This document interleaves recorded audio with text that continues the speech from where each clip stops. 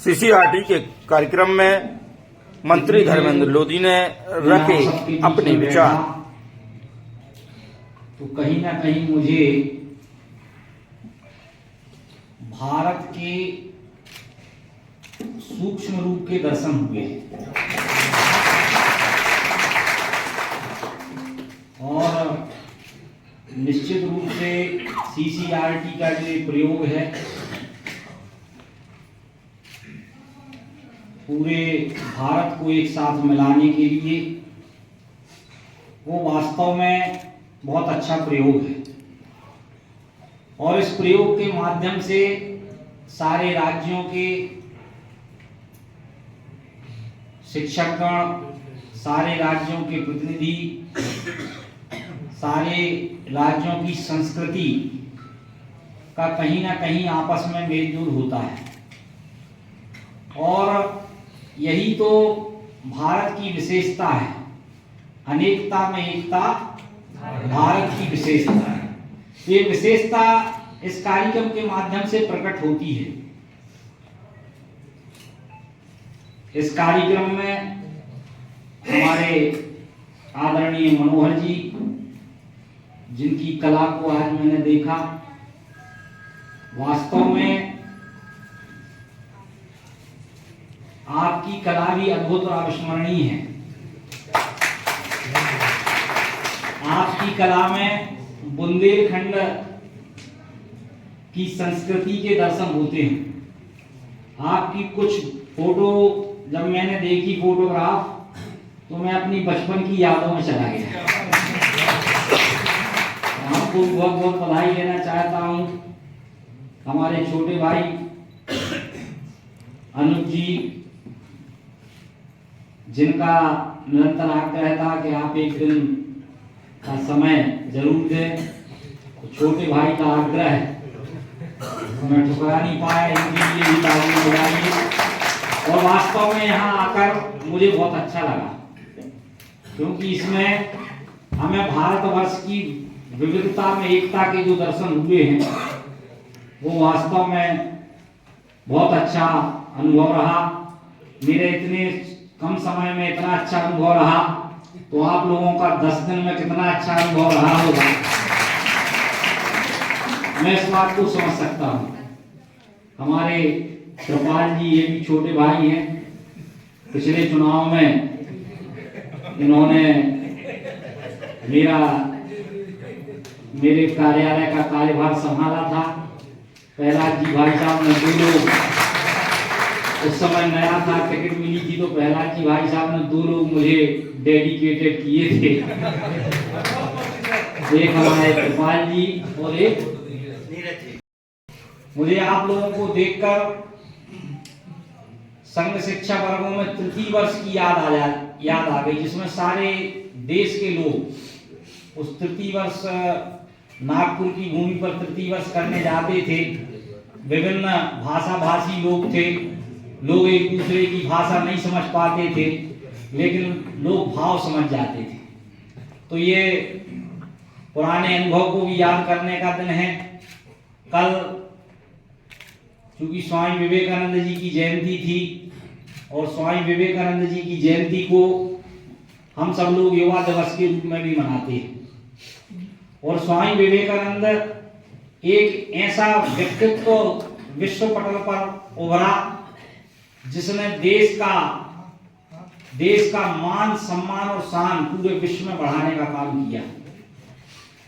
स्वामी विवेकानंद जी के बारे में जितना कहा जाए, जितना पढ़ा जाए, जितना व्यक्तित्व में, जितना कृतित्व में उतारा जाए वो कम है।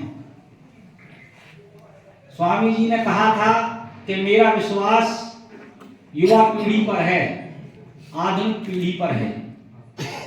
उन्हीं में से मेरे कार्यकर्ता निकल कर आगे आएंगे और स्नेह के समान विश्व की सारी समस्याओं को सुलझा देंगे। विश्व की सारी समस्याओं को सुलझाने की क्षमता युवाओं में है, ऐसा स्वामी विवेकानंद जी का मानना था। स्वामी विवेकानंद जी ने जो युवाओं को प्रेरणा देने का काम किया और उनकी प्रेरणा पाकर युवाओं ने जो देश हित में काम किए वो भी अद्भुत और अविस्मरणीय है। आज इस देश में अनेक समस्याएं हैं और मेरा मानना है कि समस्याएं अनेक हैं, समाधान सिर्फ एक है, वह है युवा चेतना का जागरण। युवाओं की सक्रियता, जीवन के हर क्षेत्र में उनकी साहसिक भागीदारी, प्रचंड साहस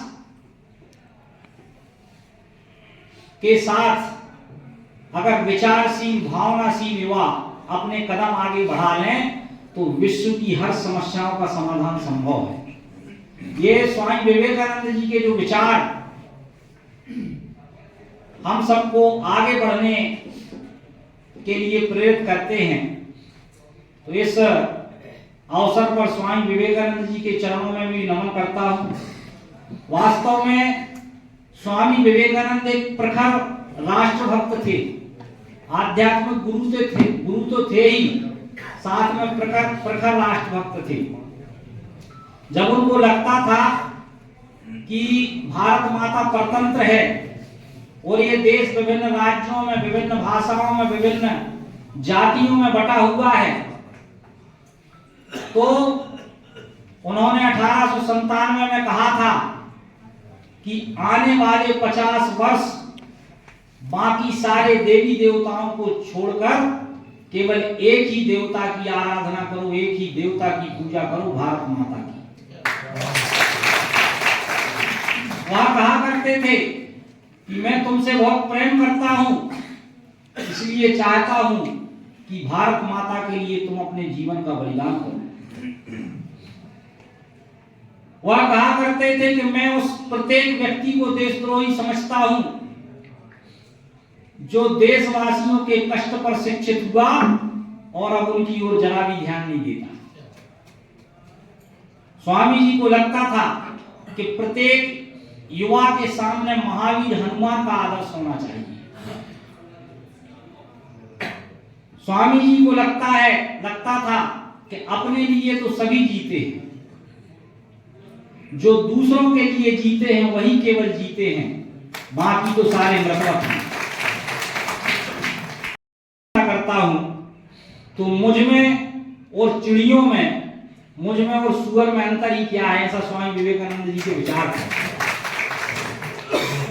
और इतने प्रखर देशभक्त थे, राष्ट्रभक्त थे कि 1901 में एक युवा हेमचंद्र घोष ने जब स्वामी जी से धर्म के बारे में चर्चा करनी चाहिए, स्वामी जी से कहा कि मैं आपसे धर्म के बारे में चर्चा करना चाहता हूं, तो स्वामी जी ने केवल एक वाक्य कहा और हेमचंद्र घोष को अपने जीवन ध्येय का साक्षात्कार हो गया।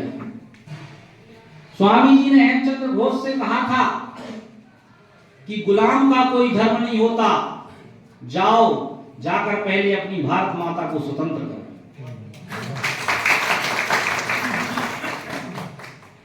जतन मुखर्जी स्वामी अखंडानंद और भगिनी निवेदिता के माध्यम से स्वामी विवेकानंद से संन्यास लेने की अपेक्षा से गए थे, लेकिन स्वामी जी ने उन्हें संन्यास की दीक्षा नहीं दी, उन्हें क्रांतिकारी कार्य करने की प्रेरणा दी और फिर उन्होंने बाघा जतन के नाम से उभर कर वो सामने आए और उन्होंने अंग्रेजों की नींद हराम कर दी।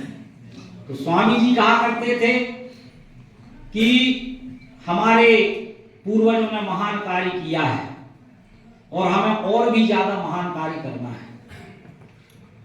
आज हम सब युवाओं को सोचना है कि मैं युवा क्यों हूं? क्या मेरी आयु 18 से 40 वर्ष है इसलिए मैं युवा हूं?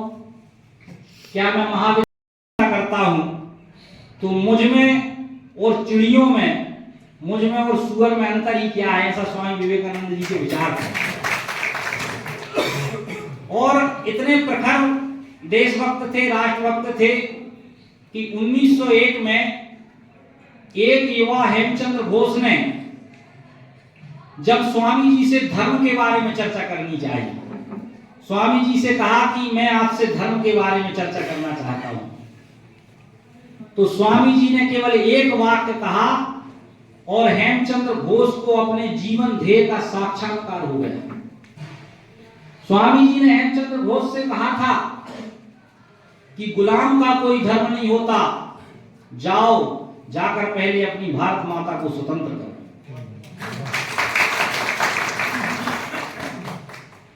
जतन मुखर्जी स्वामी अखंडानंद और भगिनी निवेदिता के माध्यम से स्वामी विवेकानंद से संन्यास लेने की अपेक्षा से गए थे, लेकिन स्वामी जी ने उन्हें संन्यास की दीक्षा नहीं दी, उन्हें क्रांतिकारी कार्य करने की प्रेरणा दी। और फिर उन्होंने बाघा जतन के नाम से उभर कर वो सामने आए और उन्होंने अंग्रेजों की नींद हराम कर दी। तो स्वामी जी कहा करते थे कि हमारे पूर्वजों ने महान कार्य किया है और हमें और भी ज्यादा महान कार्य करना है।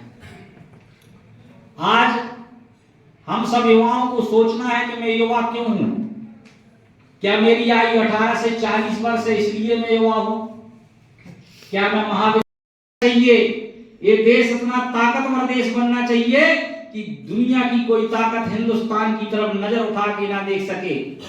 तो अंत में अटल जी कहते हैं कि आंखों में वैभव के सपने, पग में तूफानों की गति हो, राष्ट्र सिंधु का ज्वार न रुकता, आए जिसमें हिम्मत हो, आए जिसमें हिम्मत हो।